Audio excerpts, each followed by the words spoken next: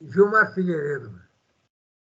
Ele é conhecidíssimo em Piedade e é pessoa radicada na cidade. Você é piedadense, não é, Gilmar? Sou piedadense.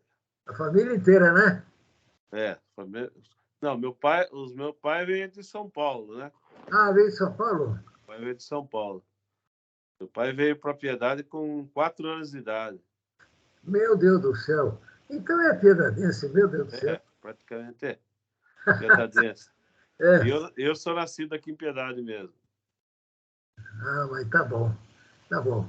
Ô, Gilmar, a finalidade dessas entrevistas que eu faço sobre a cidade é pedir que as pessoas que aceitam ser entrevistadas que se manifestem sobre elas. Nós temos um déficit grande de manifestações, de comprometimentos da população, dos moradores, com a cidade, com o destino público dela, principalmente, porque todo o conglomerado humano ele acaba tendo uma responsabilidade pública.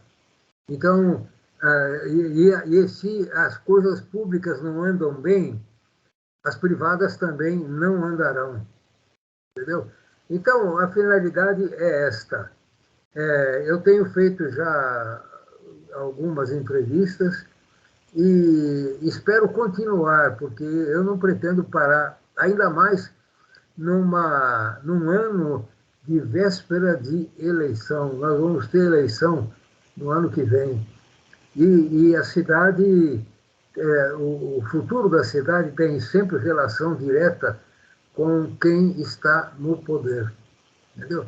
Nós não vamos falar de política partidária aqui, mas eu enfatizo que isso é muito importante. A cidade depende do setor público. Então, se o setor público falha, todo mundo acaba afundando. Gilmar, diga alguma coisa sobre a cidade em que você nasceu. Boa tarde, obrigado primeiramente pela oportunidade de ser entrevistado pelo senhor, parabenizá-lo pelo belíssimo trabalho que o senhor vem fazendo em relação à nossa cidade. E falar de Piedade, para mim, é um pouco suspeito, porque aqui eu nasci, aqui eu vivi, aqui eu constituí a minha família, tudo que, de poucas essas coisas que tenho, tudo aqui eu consegui. Então, sou suspeito, sou piedadense de naturalidade, de coração, e a gente só quer sempre ver o bem da nossa cidade, né? A cidade, em partes, a gente fica contente, parece que o progresso vem chegando, faltam muitas coisas, mas parece que acontenta até que as coisas vêm melhorando. E, lógico, Piedade é uma cidade agrícola, o progresso, nós estamos aí hoje perto de Sorocaba, uma cidade já considerada grande hoje, uma das maiores do país, e falta para nós aí um acesso digno, decente, uma duplicação, para que a gente possa acessar os maiores centros e trazer o progresso para a nossa cidade, né? Apesar que, como piedadense, se a cidade crescer muito, talvez ela fique até ruim de se morar, né? Mas até eu considero Piedade uma cidade boa. Certo. Você falou em cidade agrícola. Realmente a economia nossa é praticamente toda ela agrícola. Você vende carro dependendo da receita dos lavradores. Agora, você tem alguma posição em relação ao que poderia ser feito pelo poder público para alavancar essa vocação da cidade? Bom, eu acho, Durek, que poderia, talvez, o poder público conseguir trazer aí uma faculdade ou algum curso agrícola para a cidade, ajudaria muito para fixar os filhos dos lavradores na terra, porque o que a gente tem visto ultimamente é o êxodo desse pessoal vindo para a cidade. Os filhos não querem mais ficar na agricultura, vêm para a cidade. Isso é ruim.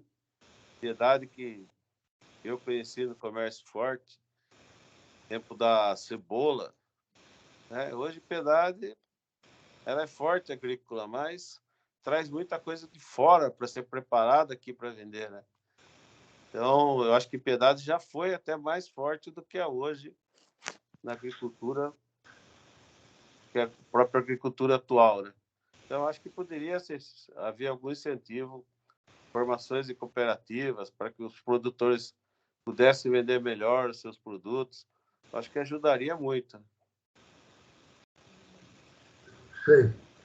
Olha, eu me lembro que há muitos anos, é um exemplo que eu dou de vez em quando, há muitos anos, numa sessão da Câmara em que estava sendo discutido o orçamento do município, um lavrador importante, você deve conhecer, Fidel Nakajima. Fidel Nakajima era presidente do CAICAN na ocasião. E ele, olhando o orçamento do município, se levantou e fez uma pergunta: esse item aqui, esse valor aqui, é só isso para a agricultura? E realmente embananou o pessoal que estava na reunião, porque realmente era um aporte muito pequeno em relação à importância da lavoura. Agora, o problema não é só ter dinheiro, o problema é saber aplicar esse dinheiro para que ele resulte em melhorias. Eu acho que nós temos atualmente na cidade grandes lavradores. Ainda ontem eu estava conversando com uma pessoa que tem ligação com grandes agricultores, já foi vendedor de insumos, e hoje ele presta assessoria para grandes lavradores. E ele diz que há grandes lavradores que efetivamente estão bombando em matéria de retorno. Agora, como fazer com que os pequenos tenham mais esse ímpeto de investir? Porque a pessoa pode ter pouco dinheiro, mas se ela quiser, ela pode conseguir investir o pouco que ela tem para melhorar, entendeu? E isso não acontece. Uma coisa que é fundamental é a pessoa colocar bem os seus produtos. E hoje a lavoura, principalmente a de menores produtores, depende de intermediários. Eu digo sempre que o intermediário acaba sendo um benefício para a cidade, porque se não tivesse intermediário, então aí é que a coisa ficaria brava mesmo. Eles têm um papel muito importante. Mas precisaria fazer com que os pequenos tivessem condições de, por exemplo, conseguir colocar os seus produtos diretamente no mercado. Isso nos Estados Unidos é muito comum nas cidades que exploram a agricultura. Lá eu acho que não existe atravessador, porque o produtor ele tem iniciativas diferentes do nosso. Isso você acha que poderia ser possível alguma vez? Eu acredito que, como o senhor falou, o atravessador ele é importante, mas se houvesse uma política aí de conscientização, de cooperação, acho que uma cooperativa seria muito importante para que a colocação desses produtos fosse mais fácil e não houvesse uma defasagem muito grande entre o atravessador e o produtor. O senhor falou, hoje Piedade tem bastante produtores grandes, tem, mas antigamente o que tinha era aquele agricultor familiar, certo? Isso daí hoje está acabando, a pessoa não consegue, ela compra lá poucos produtos e paga muito caro para produzir. entendeu? Eu vejo, eu sei, eu tenho na minha família, meu sogro, ele produz um pouquinho, então ele vem e compra 4, 5 sacos de adubo. Ele não tem poder de compra. Se houvesse uma cooperativa, essas pessoas teriam poder de compra, teriam poder para vender os seus produtos. Então, venderiam melhor, comprariam melhor. Isso acabaria trazendo um resultado melhor. Em consequência disso, teria-se uma renda melhor, uma venda melhor no comércio, e tudo seria bem melhor. Lógico que não precisaria poupar o atravessador, mas o atravessador poderia ter uma margem de lucro menor. É. Mas, no fundo, o lavrador fraco é que produz esse interesse. Há muito atravessador que já foi lavrador e mudou de ramo porque a coisa funciona melhor, mas à custa dos fracos, né? À custa dos fracos. Agora, a gente não pode esperar que os fortes passem a proteger os fracos. São os fracos que têm que se fortalecer. São os fracos. Você falou em cooperativa, também é um recurso muito importante, mas quantas vezes houve iniciativa de cooperativas em Piedade? Várias vezes, mas não deram certo. Eu me lembro que quando eu cheguei em Piedade, eu estou há quase 50 anos aqui, uma das primeiras coisas que eu fiz foi conseguir força para a minha propriedade e, na ocasião, a força elétrica era fornecida pela CETERP. E no que deu a CETERP? Eu vivenciei o drama da CETERP, ela foi muito grande, mas era um serviço muito precário. Nós tínhamos a interrupção de energias quase que sempre, e ninguém queria mais do que a CETERP ser transferida para a CESP. E isso foi o que aconteceu. Mas, no fundo, foi uma comprovação de que nós, porque eu era cooperado, nós fomos fracos. Nós não conseguimos levar a cooperativa até o fim. Em Ibiúna, a situação foi diferente, porque hoje, eu não sei em que dimensão, mas a rede de transmissão em Ibiúna tem muito da cooperativa que existe lá, entendeu? Então, é muito fácil a gente achar que uma cooperativa resolve, mas a cooperativa, não é à toa que as grandes cooperativas que se notabilizam por serem produtivas são de iniciativas até de estrangeiro. Uma Holambra, por exemplo. Se não houvesse holandês, é verdade que hoje os grandes centros têm cooperativas muito fortes, mas seria bom, em Piedade, que houvesse isso. Mas, de qualquer maneira, é um desejo, porque eu acho que essas cooperativas, a iniciativa de cooperativas, podia até partir dos maiores, que poderiam receber os menores. E os maiores têm mais cabeça para manter uma cooperativa viva. Agora, deixa eu te fazer uma pergunta. Você, eu não sei a relação que você tem com o meio ambiente, mas você tem alguma posição em relação à proteção do meio ambiente na cidade? Você tem alguma relação? Eu acho que todos nós temos, né, Sodobeck? Esse é um assunto muito importante. E eu acho que todos nós temos alguma relação. Podemos até não participar diretamente, mas eu acho que acabamos vivenciando diretamente esse problema, né? É o planeta que nós vivemos, né?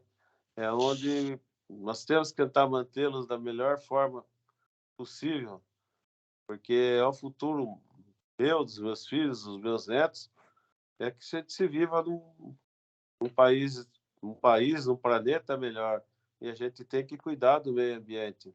Eu acho que está havendo já muita melhora nesse sentido, sabe? Hoje as crianças elas estão aprendendo na escola a cuidar do meio ambiente. Eu tenho um netinho de 5 anos, e hoje ele já fala para mim: "Ô, vô, a gente não pode derrubar a árvore, a gente tem que plantar uma árvore, vô." Então, eu acho que isso aí está vindo das escolas, está começando a melhorar, coisa que há 30, 40 anos atrás, o homem só pensava em destruir a natureza. Hoje ainda tem bastante gente com esse pensamento, mas tem muitos aí brigando para conservar a natureza, né? É, sem dúvida. Agora, o que eu acho que falta é o poder público municipal ter um papel preponderante nisso, porque nós temos uma legislação federal de proteção ao meio ambiente muito boa, mas isso precisa ser colocado em execução. Agora, o responsável por pôr em prática essas medidas é o poder público. O problema de nascentes, por exemplo, a previsão do Código Florestal é que as nascentes precisam todas ser protegidas. Agora, proteger uma nascente é proteger um rio Pirapora, por exemplo. Porque o rio Pirapora ele é resultante de água de nascentes. Se as nascentes não forem preservadas, o rio Pirapora morre. Agora, mesmo falando do rio Pirapora, você que é nato de piedade, eu não sei, no teu tempo de criança, o rio Pirapora era diferente, não era? Ah, sim, não tenha dúvida. O Pirapora era cheio de água, era limpo, né? Nós nadávamos ali na ponte da Vila Maria, quando a gente era criança. Hoje, o rio, depende da época, tem um fiozinho de água, né? Poluído. Então, mas eu acho que o pessoal já está começando a melhorar nesse aspecto, né? Lógico que os órgãos públicos, eles são os responsáveis por promover as campanhas, fazer com que preserve o seu meio ambiente.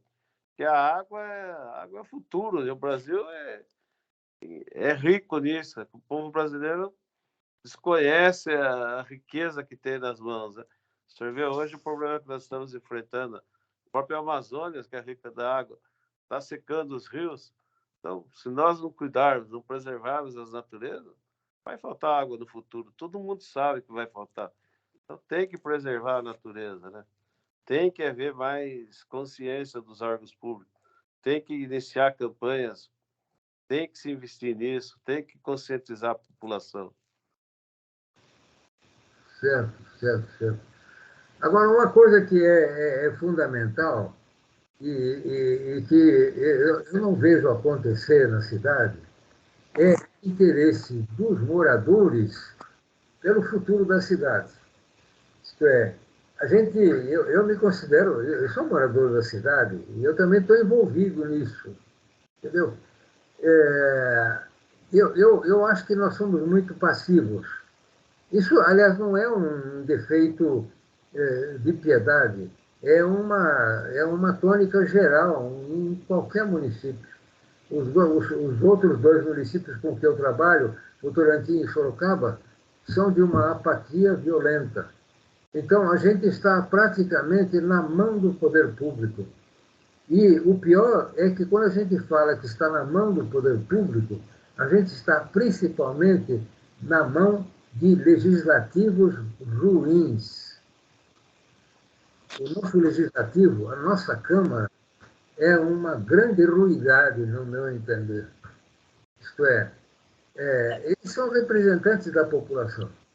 É claro que eles são responsáveis por isso, mas, no fundo, eles estão lá pelo voto popular. Então, o ponto de partida deveríamos ser nós, e que deveríamos eleger pessoas competentes e que pudessem representar a gente. Eu não sei a sua posição em relação a isso, eu estou falando francamente a minha. Eu queria que você falasse a sua. Então, seu Delbeck, o povo brasileiro, eu acho que ele já é pacífico demais, né? Você vê todas as coisas que acontecem na política, ele aceita, não há discorda de nada. completamente diferente aí do povo já de outros países, como a Argentina, por exemplo, sai à rua, se manifesta. O povo brasileiro está mais preocupado com futebol, carnaval, está preocupado com nada disso aí. Com relação à política, ao legislativo, eu acho que as coisas mudaram muito, né? Hoje as pessoas de bem, elas não querem se envolver na política partidária, né? E isso daí é ruim, acaba sendo ruim para o município. Porque eu me lembro que antigamente quem se elegia, os vereadores, eram os cidadãos mais respeitáveis do município. Eles eram eleitos cidadãos, né? Eram eleitos vereadores, havia um colegiado que escolhia o candidato a prefeito, eram de famílias tradicionais. Hoje não, hoje a pessoa se candidata parece que com interesse, não vou falar, generalizar, mas a maioria é do salário e não no bem-estar da cidade, da população. Não penso nisso, né? Acredito que seja a maioria dos eleitos, né? Certo, certo. Outra coisa, Gilmar, você acompanha isso, porque isso é público há muito tempo. No município, há muito se fala em estimular a instalação de indústrias, porque todo mundo acha que indústria é o que move o desenvolvimento. E nós já tivemos na cidade, temos na cidade, uma legislação que permite a doação de áreas municipais para a instalação de indústrias. Esta legislação é acompanhada, deveria ser acompanhada de perto por um órgão chamado CODEP, que é o Conselho de Desenvolvimento do Município. Mas o CODEP, por exemplo, existe, mas só no papel, porque nem consegue se reunir. E a cidade já teve várias providências de doação de áreas, mas entre essas providências de doação de áreas, praticamente a única que teve efetivamente um resultado foi a doação feita logo no início da legislação para a ESIL. As demais, em grande parte, não apresentaram resultado. Eu não sei o que você pode achar deste mecanismo de doação de áreas para a instalação de indústrias.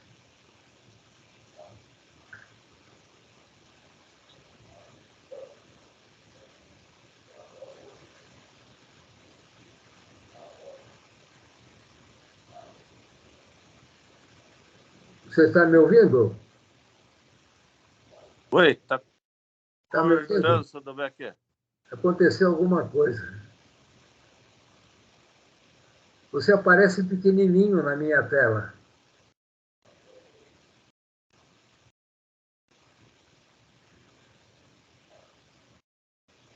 Alô? Oi? Vamos lá, agora eu estou ouvindo você. Mas você continua pequenininho.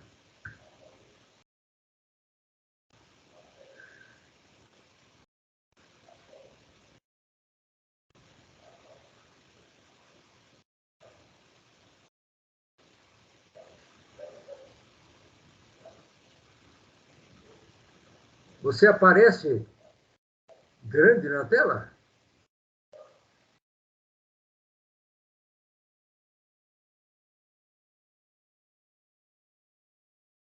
Agora você voltou. Fale, eu não estou ouvindo você. Eu não estou ouvindo você. E agora? Agora, fale. Oi, oi, seu Dobeck. Tá me ouvindo? Isso, agora eu estou ouvindo. Agora, acerta a sua imagem aí, porque você está diferente do que você é. Você chegou a ouvir o meu questionamento? Não, só ouvi o senhor falando do CODESP, pessoal. Aí parou. Deixa eu repetir. É sobre o problema de doação de áreas para indústrias. Certo. O município já doou várias áreas para indústrias, mas o resultado dessa doação não compensou a doação, porque a finalidade principal era a geração de empregos. E a maior parte das doações feitas virou quase que nada, poucas elas vingaram. A que mais teve realce e que até hoje continua efetiva é a doação feita no comecinho da legislação, da instituição da legislação, que foi a doação para a instalação da ESIL. E essa é uma indústria significativa para a cidade. Agora, nós temos uma produção de produtos agrícolas enorme e descartes enormes. Agora, por que será que a gente não consegue trazer indústrias para cá para poderem trabalhar com esse material? Você pensa alguma coisa a respeito desse problema de doação de áreas? Então, eu acho que, em Piedade, tem que pensar em indústrias pequenas, agroindústrias, principalmente, porque não adianta sonhar que a gente vai ter indústrias grandes no município. Nossa realidade ela é complicada, porque nós não temos acesso, nós não temos estradas boas. Então, indústrias grandes não virão para Piedade. Jamais elas vão deixar de se instalar aí na beira de uma Castelo Branco, de uma Anhanguera, de uma estrada maior, para vir para Piedade. O acesso para Piedade ele é complicado, é mais caro. Então, tem que se pensar em Piedade e trazer indústrias pequenas, alguma indústria ligada aí à agricultura, à produção de algum produto agrícola, aproveitar os produtos agrícolas. Eu acho que tem que começar a se pensar aí em montar um embrião com pequenas empresas de pequenos portes. Aí sim conseguiria atrair alguma coisa para a Piedade. Mas acho que às vezes a gente pensa em indústria, a gente sonha grande. Dificilmente vai surgir uma outra ESIL. Quantos anos tem uma ESIL? Mais de 40 anos em Piedade. É a única. Então, dificilmente a gente vai ter uma outra ESIL em Piedade.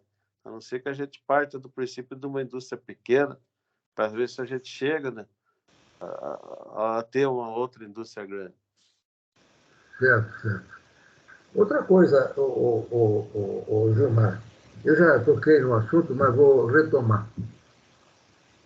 Você, isso se você achar que pode falar desse assunto, mas você tem algum posicionamento a respeito do trabalho que a Câmara Municipal realiza? Eu não sou nenhum frequentador, não fico assistindo, vendo tudo que a Câmara faz, mas pelo que a gente ouve falar, às vezes se produz muito pouco, né? Você não vê, a gente não vê nem oposição na Câmara, né, Sadobeck? Então, acho que a produção é bem pequena, né? A gente vê o trabalho de um vereador aqui sendo totalmente distorcido na maioria das vezes, né? Você vê aí o vereador aí procurando mais de fazer assistencialismo do que fazer o que é a lei, o que ele tem que fazer, qual é o trabalho dele, né? O trabalho do vereador não é ficar andando atrás do prefeito, ficar procurando um remédio, ficar procurando. Ele tem que legislar mesmo, fazer as leis, criar as coisas, cobrar o executivo, né? Mas a gente não vê isso em Piedade. Não sei se outros municípios do Brasil também estão trabalhando da mesma forma, mas a gente não vê isso em Piedade. Certo. Outra coisa, Gilmar, o que é que você acha do trânsito em Piedade? O trânsito está bem caótico, né? O trânsito, principalmente perto da rotatória, nos horários de pico, é bem complicado. Agora parece que está havendo uma mudança ali na ponte da Vila Maria, parece que complicou bastante o trânsito. Talvez seja ainda cedo para dar uma opinião, mas aparentemente, no horário das 18 horas, volta das 18 horas, complicou muito ali. Trânsito de Piedade também, acho que falta fiscalização, né? Eu vivencio isso, sofro com isso na porta do meu estabelecimento comercial, onde é proibido parar. Já fiz várias reclamações e nunca fui atendido. Né? Paro todos aqueles caminhões na frente do meu comércio, tampa toda a minha visão, para esses caminhões na marginal do outro lado, a marginal às vezes para. Eu acho que devia ter uma sinalização. Marginal, para mim, é lugar de trânsito rápido, né, em todos os lugares. Não do jeito que a marginal é de Piedade. Então, o carga e descarga tinha que ter um horário, tanto no centro, como tem que ser mais fiscalizado, na minha opinião. Você tocou num assunto importante. Aliás, eu acho que qualquer empreendimento público, qualquer ação pública, ela deve seguir regras pré-estabelecidas. E o município não falta lei nenhuma. Agora, o que falta é efetivamente colocar essas leis em prática. É que, infelizmente, o conceito é este.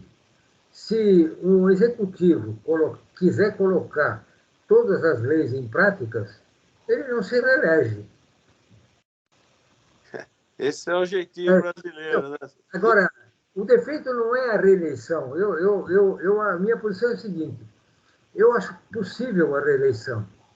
O que eu não aceito é a passividade do cidadão de votar num governo que só trabalhou para ser reeleito.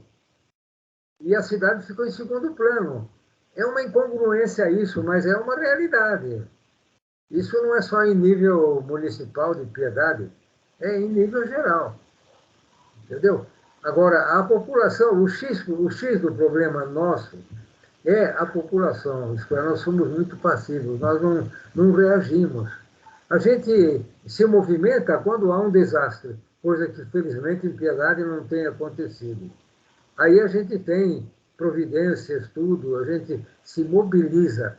Agora, a mobilização tem que ser permanente. Isto é, a cidade precisa estar ligada ao poder público, para o poder público não fazer bobagem. E o poder público faz bobagem e a gente ainda bate palma, entendeu? Isso é muito ruim. Entendeu? Turismo. Turismo. Qual é a posição sua sobre essa preocupação do município, que não é de hoje, de estimular o turismo? Então, eu acho que o turismo pode até ser estimulado, mas é uma coisa que vai ser a muito longo prazo, né? Nós nunca tivemos a cultura do turismo. Agora está começando, tem melhorado bastante? Tem. O turismo é uma coisa muito longo prazo. A nossa população não está preparada, o nosso comércio não está preparado, o nosso povo não está preparado para receber os turistas. Viu? Nós não temos estrutura ainda nenhuma. Nós temos poucos hotéis, poucas pousadas, poucos comércios preparados para receber o turista. Nós não temos em Piedade hoje, dá para se contar no dedo dos restaurantes bons. Como que nós vamos receber uns turistas? Você concorda comigo? Viu? Piedade, eu acho que é um caminho longo a ser traçado. O turismo pode dar certo, mas é muito longo esse trabalho aí, né? Na minha opinião. Certo. Outra coisa, Gilmar, eu acho que a gente, você, eu e todo mundo, como morador da cidade, nós temos o direito de ficar sabendo como andam as contas públicas. A gente sabe como andam as contas públicas da nossa casa, você do seu negócio.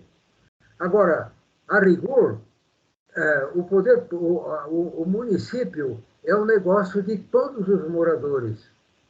Então, os moradores precisam estar a par de como andam as finanças municipais. Você tem alguma posição em relação a essa facilidade? Isto é, você, por exemplo, terá condição de dizer, não, a economia do município, as finanças do município estão em ordem, não há preocupação nenhuma. Não, eu não teria condições de dizer isso para o senhor, não. Tá? Não teria condições de dizer isso para o senhor, não. Não sei dizer como que elas se encontram no momento. Só a gente ouve alguns comentários que falam que ela já está começando a ficar preocupante. Mas eu desconheço a realidade, tá? Certo. Agora, você veja que disparate. Você é uma pessoa do comércio, uma pessoa que tem uma influência grande na vida da cidade.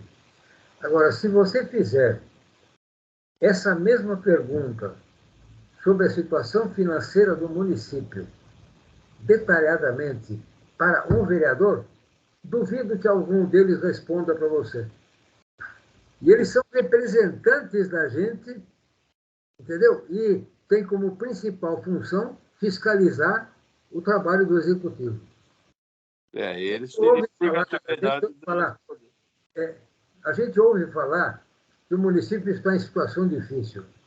E ainda, eu hoje postei um vídeo no meu site, eu tratei do problema da pedreira. O município está vai ser multado só por descumprimento das decisões judiciais em torno de R$150 mil. E outra coisa, a pedreira que está querendo se instalar no município, e infelizmente, porque eu acho que a pedreira não vai ajudar muito, não vai ajudar a zona rural, mas, infelizmente, pelas decisões judiciais, a pedreira vai acabar se instalando. Mas a pedreira vai ter o direito de acionar o município pedindo indenização por lucros que ela não teve pelo fato de a prefeitura não ter dado a certidão de ocupação do solo que ela pediu em 2012, se não me engano. Numa altura dessa, não é R$1 milhão, não. Não é R$1 milhão. Agora, de onde vai sair isso? Me conta. Entendeu? Então, essas coisas todas, a prefeitura precisa oferecer esses dados. Agora, a gente não vai imaginar que a prefeitura vai oferecer esses dados de graça. Ela só vai oferecer quando a população cobrar. A população não cobra. De jeito algum. A população, felizmente, que nós falamos, poucos têm esclarecimento e condições de cobrar isso aí, né, tudo bem. E lamentável, porque todo o dinheiro que a prefeitura é condenada a pagar, na realidade é dinheiro nosso, dinheiro dos nossos impostos. Quem vai pagar não é a prefeitura, são os cidadãos, né, que vão deixar de ter esse dinheiro aplicado em melhorias para a cidade. Nossa, mãe. Agora, para encerrar a nossa conversa, uma pergunta que eu faço para você. Eu acho que nosso papo não tem que ter nada partidário. Mas, você está me ouvindo? Estou ouvindo. Isso. Não tem nada, não pode ter nada partidário. Agora, eu pergunto para você, como você vê as eleições do ano que vem para a cidade? A cada 4 anos nós temos eleições. Como você vê, não quem vai ganhar ou quem vai perder, como você vê, eventualmente, como perspectiva para que haja qualquer alteração? Olha, aqui, infelizmente, eu não vejo com muita boa perspectiva, não, porque pelo que nós estamos vendo aí, nós não vamos ter muita opção, né? Independente de quem vai ganhar ou perder, mas a gente não vê que vai surgir um candidato novo, com ideias novas, alguma coisa de futuro tão brilhante para a Piedade, que a gente não se vê. Eu acho que a gente vai ver o mesmo dos mesmos. Isso é a nível municipal, estadual, federal. É sempre as mesmas pessoas, as mesmas coisas. A gente não vai ver muita coisa diferente, não. Infelizmente. É isso. Muito bem, Gilmar. Gilmar, o nosso tempo está encerrando. Obrigado pela... Agradecer muito a você pela participação. Dê os seus finalmente aí, Gilmar. Obrigado. Eu que agradeço o senhor pela oportunidade aí de poder manifestar. Estamos sempre à disposição, sempre às ordens. Tá? Um abraço para o senhor aí. Tá. Para mim, foi uma grande satisfação poder bater esse papo com você. E eu agradeço também àqueles que possam assistir a essa entrevista. A todos, até a próxima. Até a próxima, até a próxima. Tá.